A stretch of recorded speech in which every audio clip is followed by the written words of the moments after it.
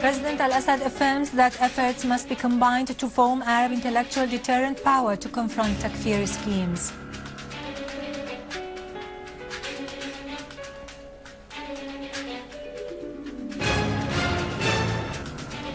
Russia stresses that dialogue among the Syrian sides on implementing the Geneva Statement should represent the focal point in the International Conference on Syria.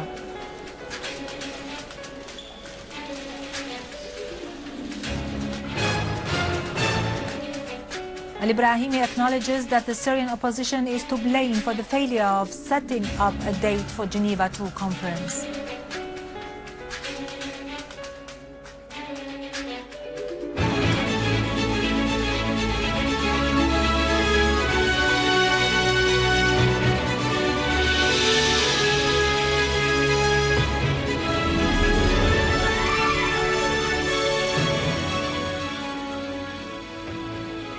Good afternoon, ladies and gentlemen, and welcome to our news for today.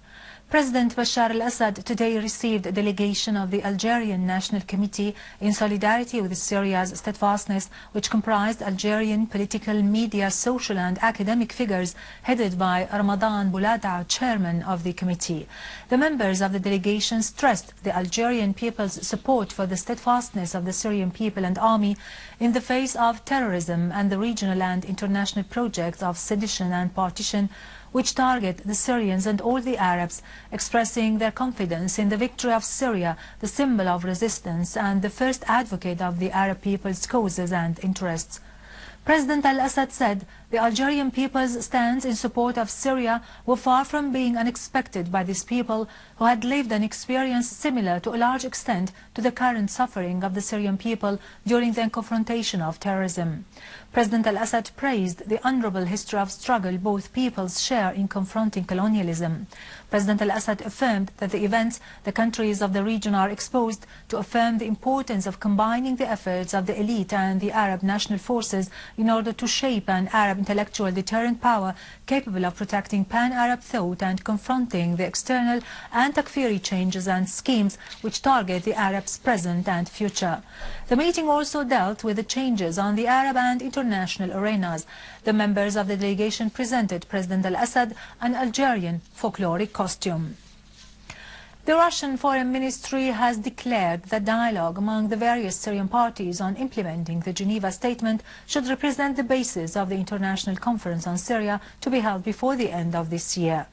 The ministry said the participants in the consultations held in Geneva yesterday to prepare for the conference stressed the need of launching a political process in Syria as soon as possible, pointing out that the Russian side asserted its readiness to continue work with Syrian sides and Russia's international parties in order to realize this objective.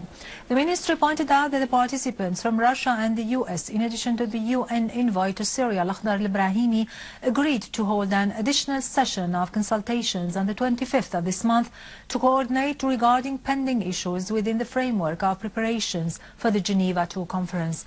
The ministry made it clear that the Russian side stressed the need to form an influential delegation from the opposition and call on all key regional states, including Iran, to attend the conference. The ministry added that the participants said some of the opposition members were not ready to attend the internal Syrian dialogue without preconditions to ensure the full implementation of the Geneva Statement. Russian Deputy Foreign Minister Gennady Gatilov has emphasized that a political solution to the crisis in Syria is inevitable and a military solution is impossible, adding that this represents the basis of the Geneva Statement and consequently it is necessary to exert every effort to launch a political dialogue. In an interview with Russia Today's satellite channel, Gatilov said, his country's stand is based on Damascus' constructive attitude that has often stressed readiness to start a peaceful dialogue and attend the international conference without preconditions. Gatilov added that the Americans were interested in holding the conference and were aware that a military solution to the conflict was impossible. Gatilov expressed his intention to meet representatives of the International Red Cross and continue dialogue with them on the humanitarian issues, adding that he had already met representatives of several specialized organizations working in Syria, which has allowed him to get an objective, non-politicized assessment of the humanitarian situation.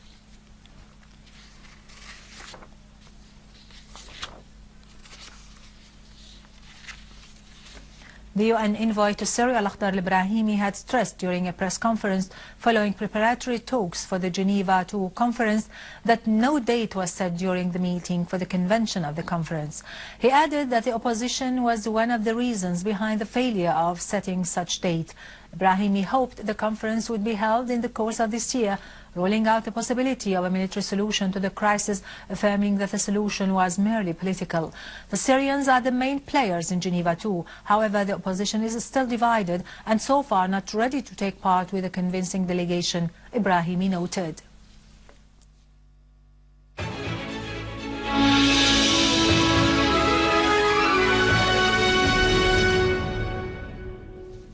Welcome back. There has been initial information about a suicide blast in a booby-trapped car near Al-Omran Square in al-Sweida city. Several citizens have been reportedly killed or injured.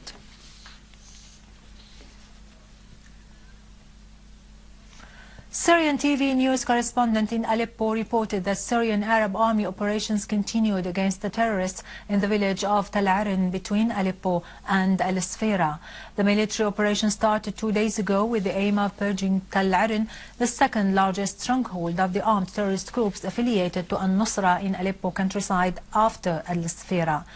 Tal Arin is very fortified and it has tunnels, ditches and hideouts planted with explosive devices. However, the Syrian Arab Army's plan to maintain control over Tal Arin is very tight. Syrian Arab Army units also targeted the convoys coming to support the terrorists on the road of Al-Raqqa, Aleppo.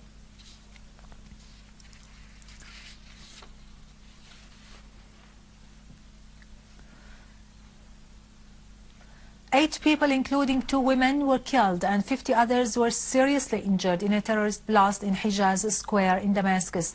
Police said that terrorists detonated an explosive device at the entrance of the building of the general establishment of Hijaz Railways at the center of Hijaz Square, killing many citizens and injuring dozens. The victims included a number of workers who were carrying out maintenance work for the building.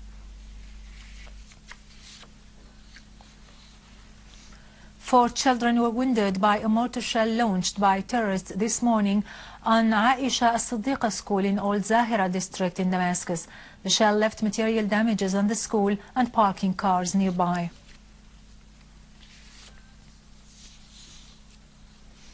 A unit of the Syrian Arab Armed Forces eliminated an armed terrorist group that tried to infiltrate from Tal al-Haradin into Kanakir in Damascus countryside and seized narcotic pills and weapons. The seized weapons included a machine gun base-mounted on a 4-wheel drive car, sniper rifles, automatic rifles, BKC machine guns and RPG launchers, in addition to seizing narcotic pills and leaflets for Jabhat al-Nusra. Syrian Arab Armed Forces eliminated a number of terrorists by setting up an ambush for them in Abu Shamat area east of Al-Dumair city and confiscated an anti-aircraft machine gun and RPG launchers. The qualitative operation came as a result of cooperation between the local residents and Syrian Arab Army units, which succeeded in setting up the ambush and targeting a convoy of cars loaded with weapons and ammunition.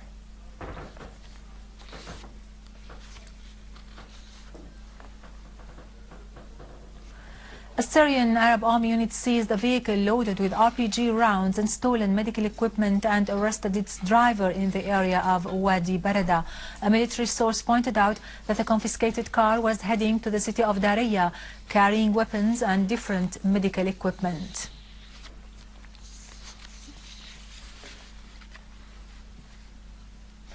Finally, Patriarch Yazigi Yazigi of Antioch and all the Orient for the Greek Orthodox has denounced the terrorist attack that targeted the Vatican embassy in Damascus yesterday. Patriarch Yazigi said the attack represented a flagrant, condemnable assault that targeted the voice of love and peace in the tormented Orient. Patriarch Yazigi joined call with Pope Francis I of the Vatican for the establishment of peace in Syria. From the soil of this land we have come out, and on it we will remain, Christians and Muslims united in bonds of brotherhood in spite of any assault targeting the people and sanctities of our Orient and its voice of peace and reason, Patriarch Yazigi added. With this, we end our news for today. Thank you for watching. For more details about Syria and the region and to view this bulletin again, you can always visit our website in English, syriaonline.sy. Now to latest business and market news with Vani Genjan, but after a short break.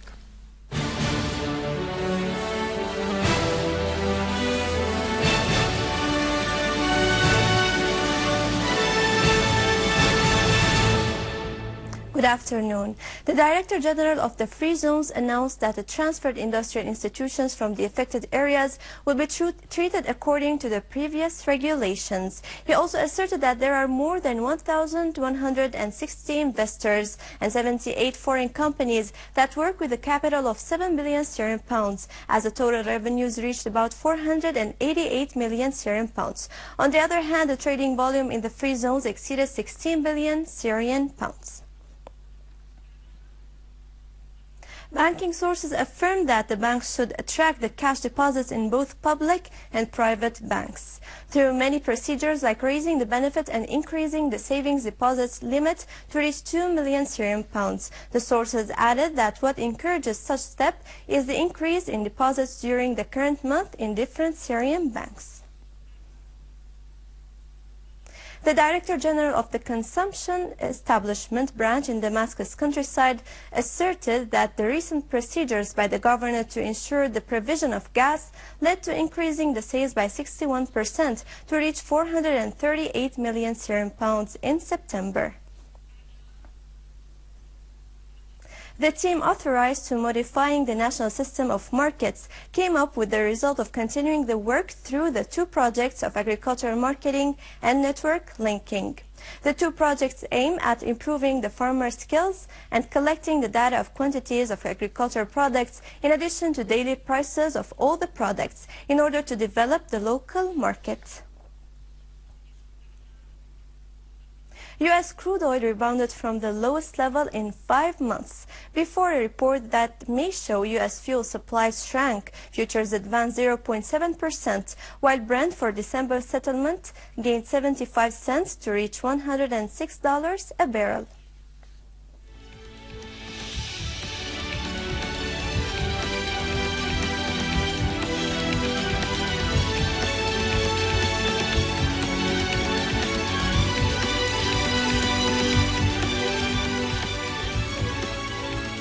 European stocks climbed to a 5-year high, reversing the previous session's dip, although indexes were expected to stay in tight ranges as uncertainty in the run-up to an European Central Bank policy meeting keeps investors on edge.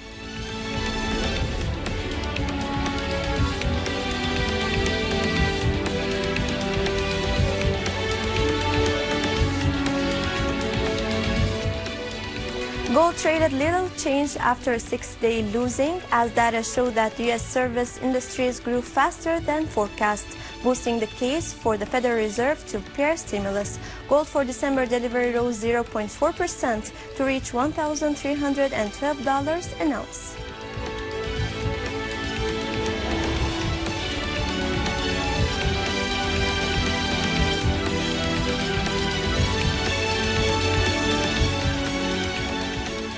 The euro strengthened against the dollar and the yen, as most economists predicted that the European Central Bank will refrain from cutting interest rates at a policy meeting tomorrow to await further economic data.